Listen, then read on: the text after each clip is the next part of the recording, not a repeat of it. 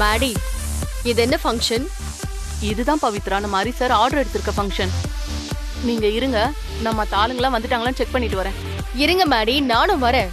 அப்படியே வேலையை ஆரம்பிச்சிடலாம். அது வந்து பவித்ரா, எல்லா பொருளும் வந்திருக்கா, யார் வந்திருக்காங்க யார் வரலன்னு நான் போய் பார்த்துட்டு வந்துடுறேன். நீங்க எங்கே இருங்க, சரியா?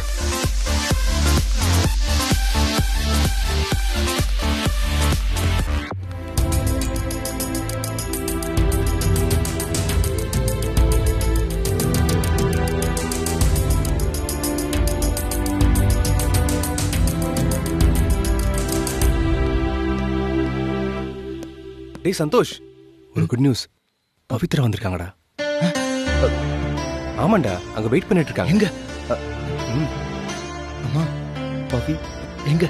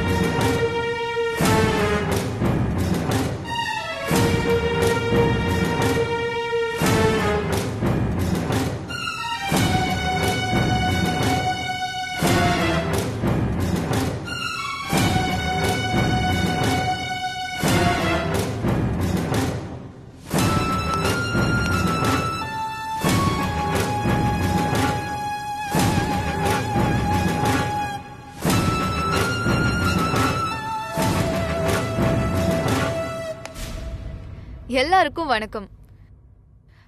உங்க எல்லாரையும் சந்திக்கிறதுல எனக்கு ரொம்ப சந்தோஷமா இருக்கு.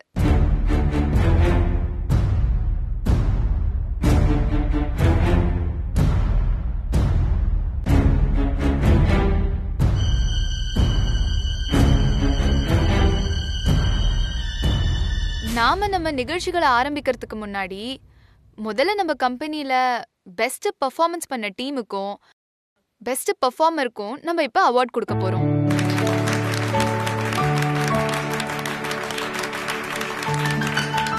எந்த டீம் பெஸ்ட் பெர்ஃபார்ம் பண்ணது, யாரு பெஸ்ட் எம்ப்ளாயின்னு உங்க எல்லாருக்குமே தெரியும். முதல்ல நம்ம இப்ப பரிசளிப்பு நிகழ்ச்சியை முடிச்சிட்டு அப்புறம் அடுத்த நிகழ்ச்சிகளுக்கு போலாம். பாரு, பவி இருக்காளா பாரு.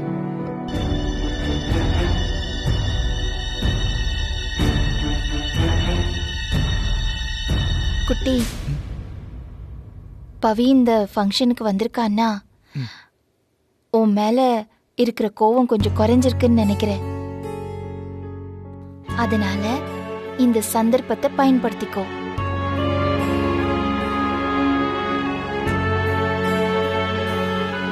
மேடையில பேசுறதுக்கு வாய்ப்பு கொடுத்தாங்கன்னா நீ அந்த சந்தர்ப்பத்தை பயன்படுத்திக்கோ.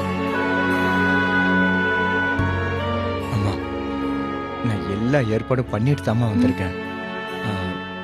பவிக்காக ஒரு ஏவியை ரெடி பண்ணி கொண்டு வந்திருக்கேன். ஏவினா?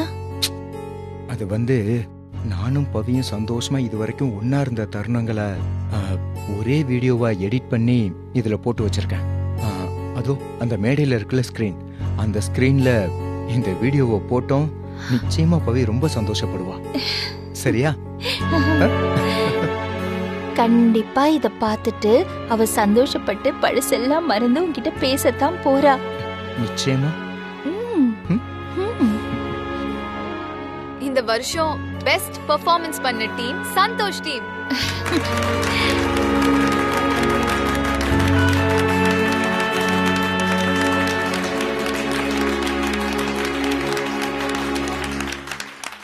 சந்தோஷ் டீம்ல இருக்கிற எல்லாரும் வந்து பரிசு வாங்கிக்கலாம்.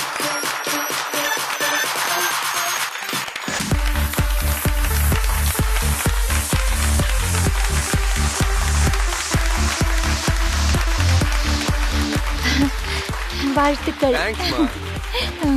இப்பொழுது பெஸ்ட் பெர்ஃபார்மன்ஸ் பண்ண சந்தோஷ் வந்து பரிசு வாங்கி செல்லலாம்.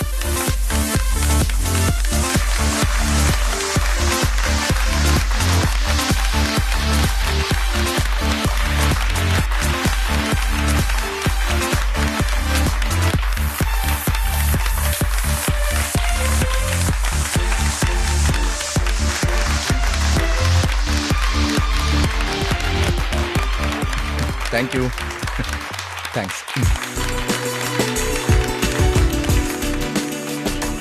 ஆஹா, பவித்ரா கை தட்டுது.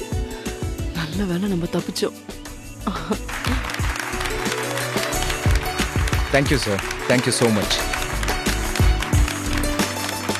Thank you sir. நீங்க ஒரு 2 வார்த்தைகள் பேசலாமே. Sure sir.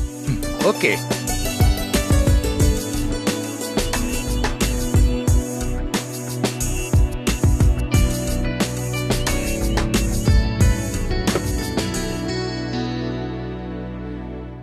அனைவருக்கும் வணக்கம். இன்னைக்கு நான் உங்க எல்லாரும் முன்னாடியும் இந்த மேடையில நான் நிக்கிறதுக்கு காரணம் என் வாழ்க்கையில மறக்க முடியாத ஒரு தருணம் தான்.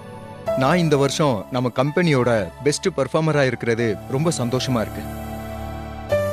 அதுக்கு முதல்ல நான் சொன்ன மாதிரியே கேட்டு அந்த ஐடியாவை இம்ப்ளிமெண்ட் பண்ணி அயராது உழைத்த என்னோட டீம் மெம்பர்ஸ்க்கு நன்றியை தெரிவிச்சுக்கிறேன்.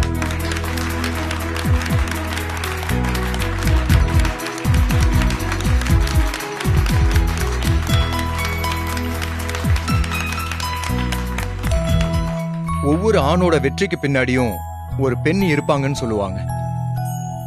ஆனா என்னோட வெற்றிக்கு பின்னாடி ஒண்ணு இல்ல, 2 பெண்கள் இருக்காங்க.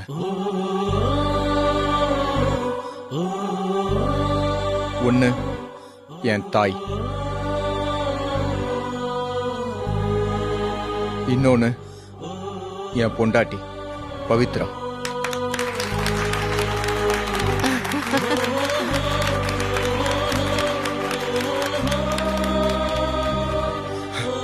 அம்மாவை பத்தி சொல்லவே வேண்டாம்.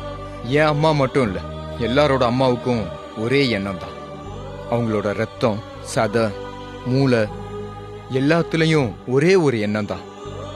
அது அவங்களோட புள்ள நல்லா இருக்கணும், அதுக்காக மட்டும்தான். அதுக்காக அவங்க என்ன தியாகம் வேணாலும் பண்ணுவாங்க. ஏன் உயிரை கூட தருவாங்க. அதுதான் தாய்.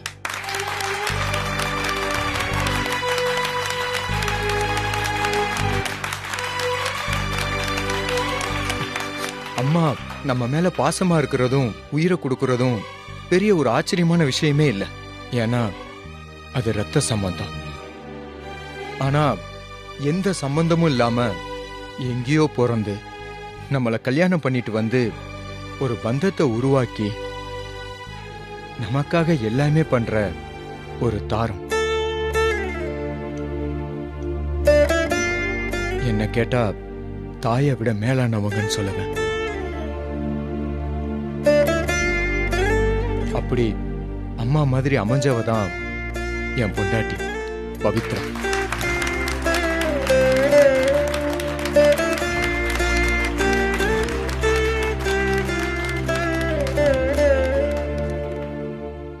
எனக்கு எல்லாமாவும் இருக்கிற என் பவிக்கு நன்றியா ஒரு ஏவியை ப்ளே பண்ணி அவளை ஹானர் பண்ணணும்னு நினைக்கிறேன். இதை நான் ஸ்கிரீன்ல ப்ரொஜெக்ட் பண்ண உங்களோட அனுமதி வேணும் சார். ஓகே. தேங்க்யூ.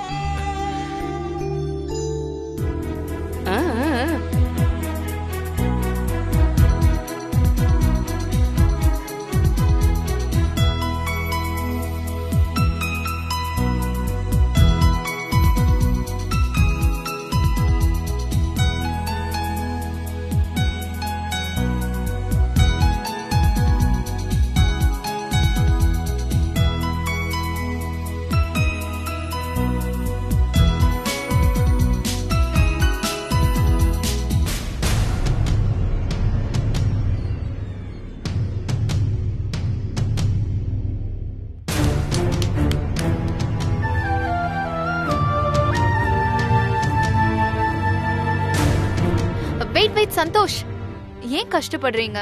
இல்ல இல்ல அவ்வளவுதான். ஒன்னும் பிரச்சனை இல்ல. இங்க வந்தே உங்க வைஃப் பத்தி பேசலாமே.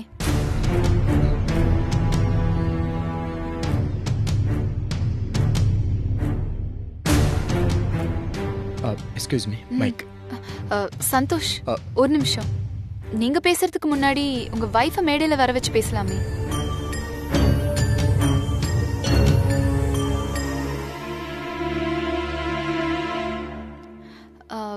மைக்கு கொடுங்க. Mrs Pavithra Santhosh, please come up to the stage. சூப்பர்மா. கம் ஆன் பவித்ரா, ஒரு பிக் ரவுண்ட் ஆஃப் அப்ளாஸோட வெல்கம் பண்ணலாம்.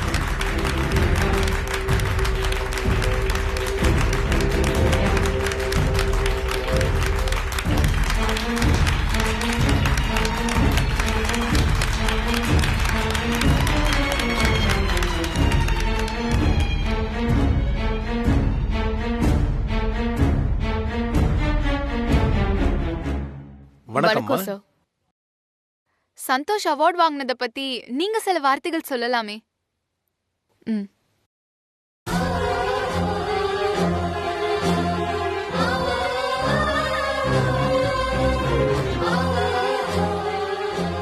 இந்த கம்பெனி சார்பா இந்த ஃபங்க்ஷனை எவ்வளோ கிராண்டா ஒர்க் பண்றவங்களுக்கு நன்றி சொல்ற விதமா இவ்வளவும் பண்ணியிருக்காரு. உங்க கம்பெனிக்கு சொசைட்டில நல்ல பேர் இருக்கு. ஆனா இந்த பேரை கெடுக்கிற மாதிரி எந்தவித தகுதியும் மரியாதையும் தெரியாத ஒருத்தனுக்கு எப்படி இந்த அவார்டை கொடுத்தீங்கன்னு தான் எனக்கு தெரியல.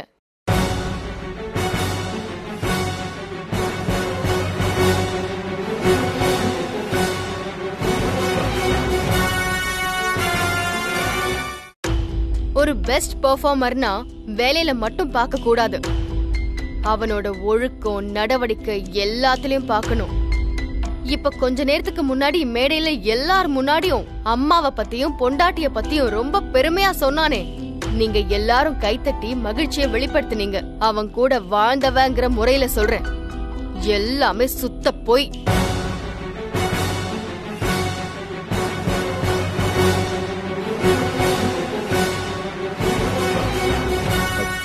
பவி, என் பேரை சொல்றதுக்கு கூட உனக்கு தகுதி இல்ல. உங்க பெஸ்ட் பெர்ஃபார்மர் நடிக்கிறதுலயும் அடுத்தவங்கள நம்ப வச்சு ஏமாத்துறதுலயும் தான் பெஸ்ட் பெர்ஃபார்மர்.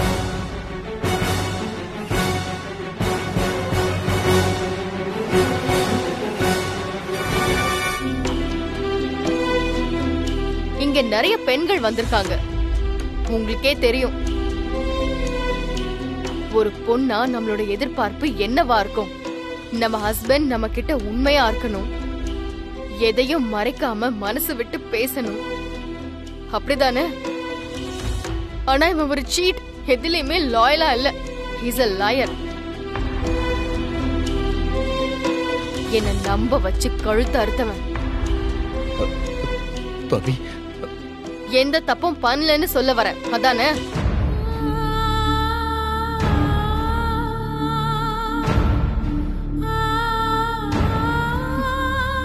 உனக்கு புரியாது. நம்பினவங்க ஏமாத்துனா அந்த வலி எப்படி இருக்கும்னு. ஏன்னா நீதான் யாரையுமே நம்ப மாட்டியே.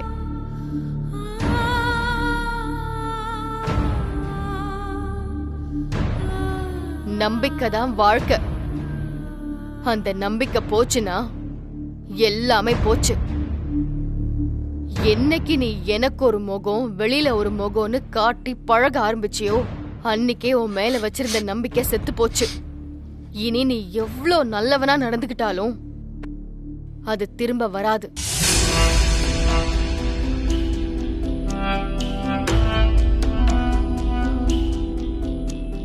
என்ன பொறுத்த வரைக்கும் என்னைக்குமே நீ ஒரு சீட்டர் தான், ஃப்ராட் தான்.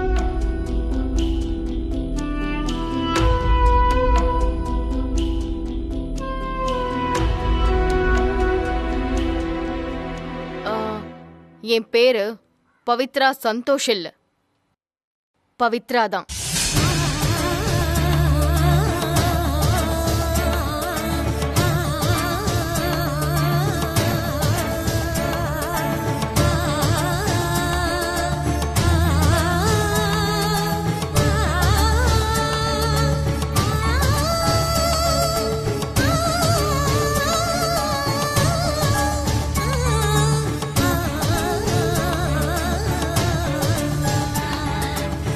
பவி,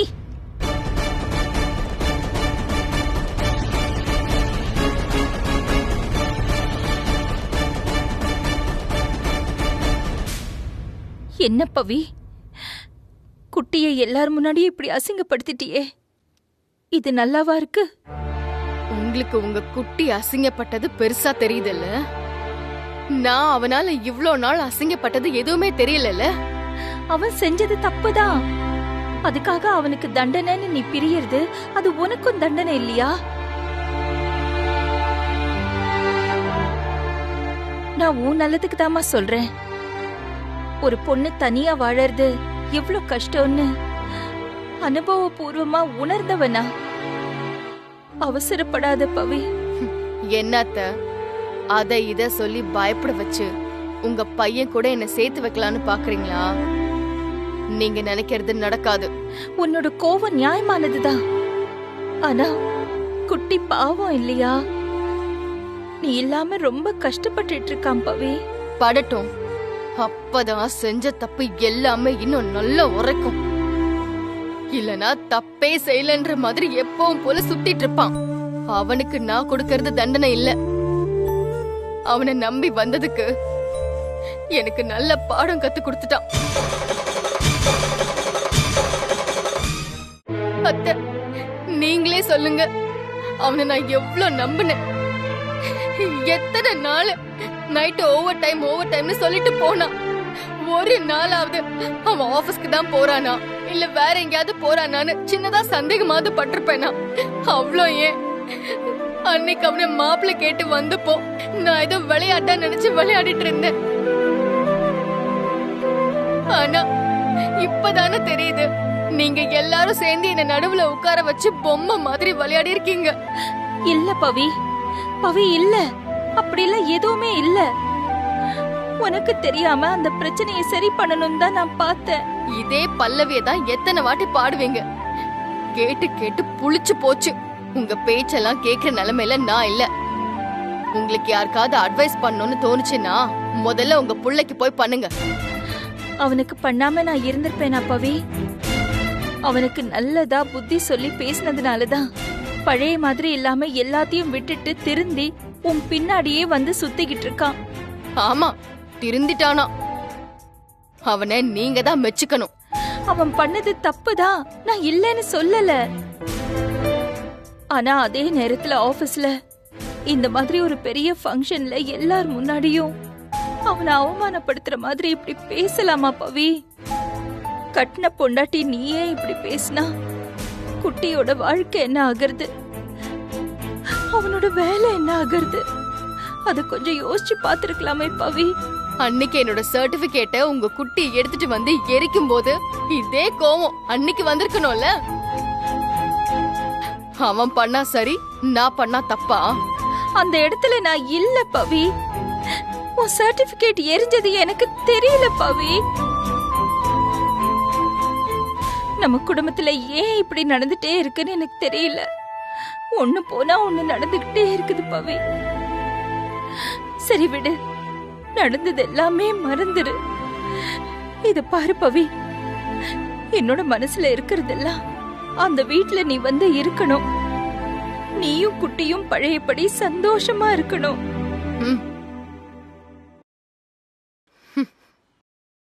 அது மட்டும் இந்த ஜென்மத்துல நடக்காது.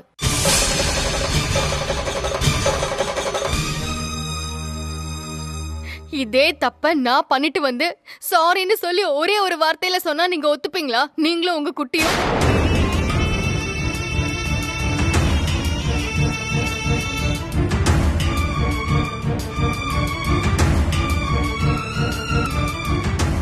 இப்படி மாத்தி மாத்தி குறை சொல்லிக்கிட்டே இருந்தா நீங்க வாழ்க்கை முழுக்க குறை சொல்லிக்கிட்டே தான் இருக்கணும் பவி. புருஷன் பொண்டாட்டிங்கிறது ஒரு அழகான உறவு.